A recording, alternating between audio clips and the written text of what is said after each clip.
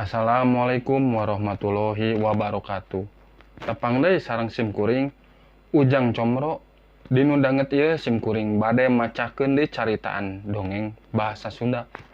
Pikeun anu janten judul dinu dongengan ieu nyaeta dongeng bahasa Sunda carita ngeunaan mulang.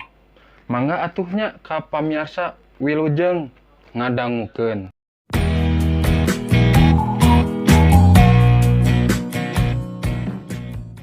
Dongeng bahasa Sunda carita ngeunaan mulang.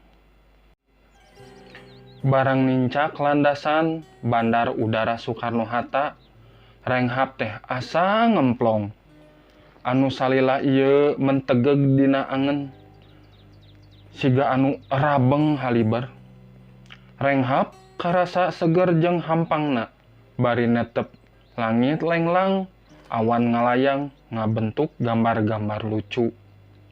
Ah awan, salawasna jadi gambar anu endah. Di ruang tunggu panumpang anu kakara turun jeung anu ngajemput amprok. Sara salaman, silih tangkep, nyacapkeun rasa sono. Kuring gancang ngalingker, neangan tempat suni. Dina bangku anu nyang hareupan taman bandara. Kuring neangan buku tina tas, terus maca. Api-api maca saenyana mah. Da pikiran mah ngalayang ka 5 tahun ka tukang. Di dieu di Bandara Soekarno-Hatta, kungsi berat pikeun ngalekah.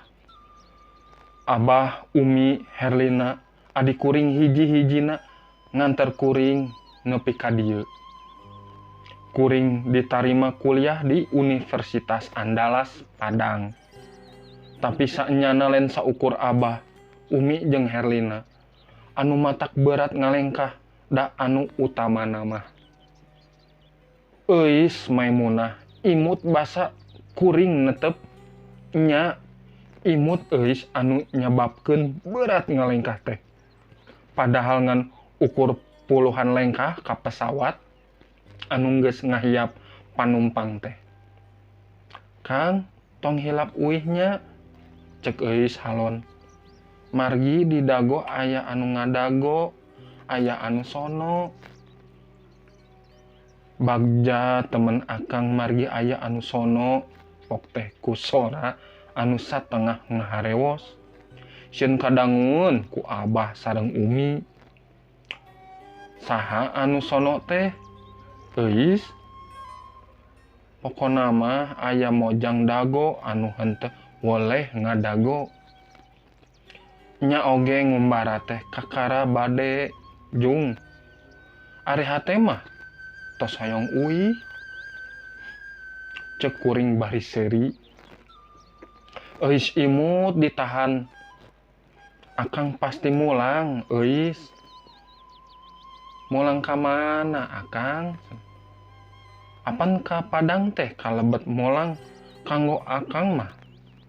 Kumaha upami pendak sareng mojang Minang anu cenah gareuleus sote? Kuring imut. Ditangkep Abah di usapan Umi. Nangkep Herlina saacan ngalengkah ka jero pesawat. Puguh atuh saukur unggeuh ka euis mah.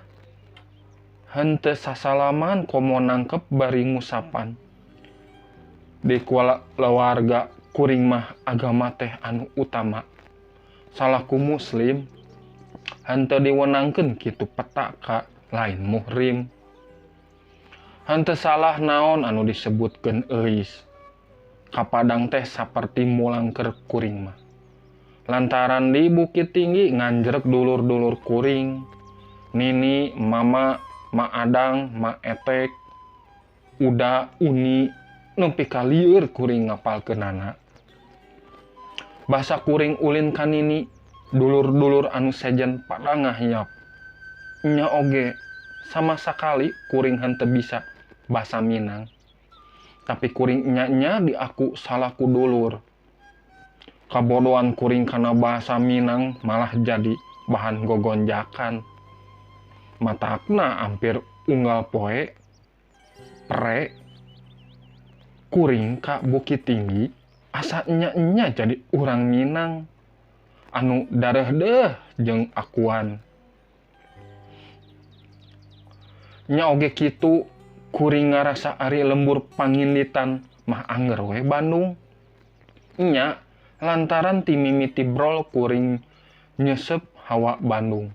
Nginum caina, ngadahar sanguna, nincakan taneuhna. Kuring malahan henteu inget kungsi dibawa Abah jeung Umi ka Bukit Tinggi. Harita umur kuring kakara 3 tahun. Ningali potret-potret kuring di bumi, Mak Etek, Rani, Rai Abah, kuring suraseri sorangan. Hidup resep pisan kana kue basung, saur Mak Etek Rani. Tapi sigana Abah tara deui mah sakaolahan khas Minang. Nya oge mimiti ngarantau mah Abah teh dagang sate. Tapi saterusna mah kalah digawe. Cenah, Abah teh ngan 2 tahun dagang sate Padang. Lantaran upami hayang pasakan anu nyaan-nyaan saparti anu diajarkeun ku nini mah kudu mawa bumbu langsung ti Padang. Abah tungtungna eureun, Abah terus ngalamar jadi guru di sakola swasta. Bari ngalamar oge mojang Sunda. Nyaeta Umi. Setahun ti harita lahir si Cikal. Nyaeta kuring. Heuleuh 3 tahun borojol deui adik kuring namina Herlina. Ngeunaan sekeseler ieu kuring kungsi heureuy jeung Euis Maimunah. Harita teh keur ulin ka Bonbin. Kakara 2 bulan papacangan. Istilah babaturan mah bobogohan. Tapi kuring sok henteu wasa nyebut bobogohan. Nya meureun lantaran didikan agama di kulawarga kuring mah pageuh pisan. Nya oge mupakat pikeun papacangan henteu kungsi ulin paduduaan. Upama ngadon ulin ka tempat wisata, pasti ngabring rame-rame jeung sobat sejena. Eta mah, Euis, terang kunaon tempat ieu disebatna Bonbin? Cek kuring. Eta mah akronim tina kebon binatang. Jawab Euis. Betul, 100 kanggo Euis. Tapi upami urang nurutan nami ieu tempat, diakronimkeun urang bakal riweuh. Maksudna, meureun urang mah bakal jadi mesum. Mesum kumaha?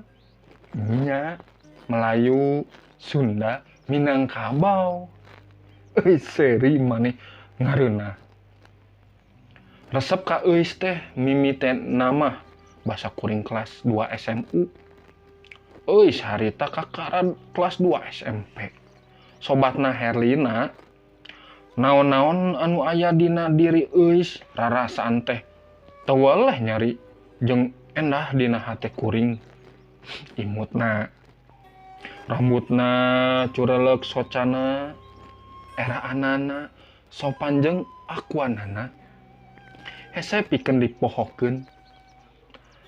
Tapi jauh saacan nyaah ka Euis, kuring geus nyaah ka Bandung. Ti leuletik Abah sok ngajak ku kurililingan jalan-jalan ka sabudeureun Bandung. Ti Puncrut naek ka Lembang, ti Lembang turun ka Cimahi, ti Majalaya mapai-mapai Citarum. Lamun capek terus kuring mah diakod. Moal poho kumaha marabakna kota Bandung ditingali ti Dago. Ngararasakeun hiliwir angin Lembang anu nyecep. Lulumpatan sawaregna di alun-alun Bandung. Nataan ngaran sasatoan di Bonbin. Bandung teh kota anu henteu saukur jadi kareueus pangeusina, tapi oge kareueus Indonesia. Saur Abah hiji waktu. Apan sebutanana oge kota kembang, Paris Van Java. Harita kuring kakara kelas hiji SMP. Abah mah ngumbara di Bandung teh. Tapi nyaah abah ke Bandung. Henteu eleh ku urang dieu pituin. Saur abah deui. Ari hidup mah nya urang Bandung. Lantaran hidup mah lahir di dieu. Mimiti nyesep hawanya hawa Bandung. Mimiti nginum cainya cai Bandung. Mimiti ngalalanyahan sangunya sangu Bandung. Kuring saukur seri. Kuliah kuring di Universitas Andalas kudu nama. Anggeus salila 4 tahun. Tapi basa ngarengsekeun skripsi kuring. Elat 1 tahun. Kaji lantaran hasil skripsi teh hayang bisa diterbitkeun jadi buku umum. Waktu ngetik skripsi teh, kuring ngetik oge dina versi anu leuwih populer keur dikirimkeun ka penerbit. Kadua, lantaran kegiatan kuring dina dunia literasi lumayan ngabancang waktu. Kuring jeung sobat-sobat literasi lainna henteu weleh kontak jeung sobat-sobat di Jakarta, Yogyakarta, Surabaya, Samarinda, jeung aktivis kota-kota sejenna. Kagiatan rutin mah ngayakeun pelatihan, pertunjukan, jeung diajar nulis di media massa. Tangtu we basa skripsi anggeus, rarasaan teh asa bunga. Amarwata suta bunga, kagiri-giri, kitu cekit kidalang oge.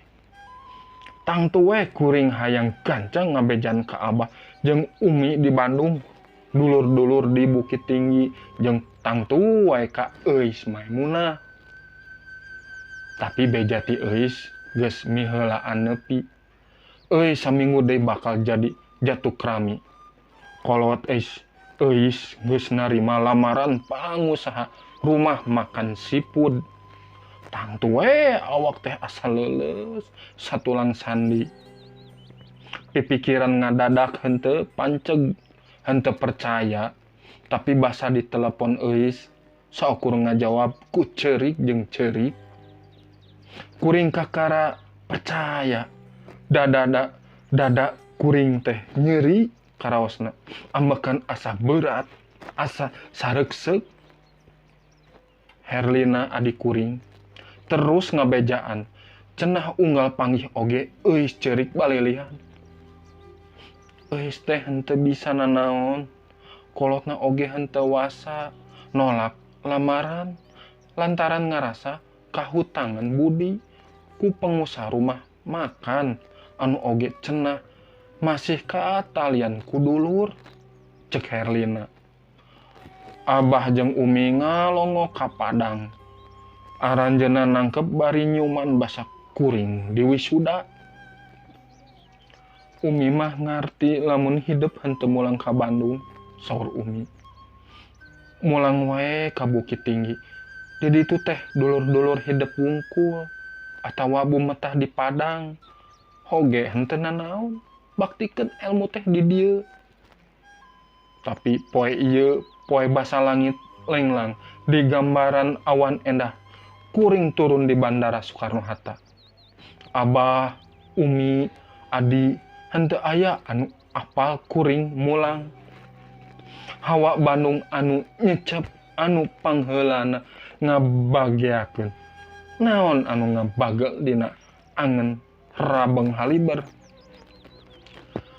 Ti leuleutik kuring teh geus nyaah ka Bandung. Nya salawasna bakal nyaah.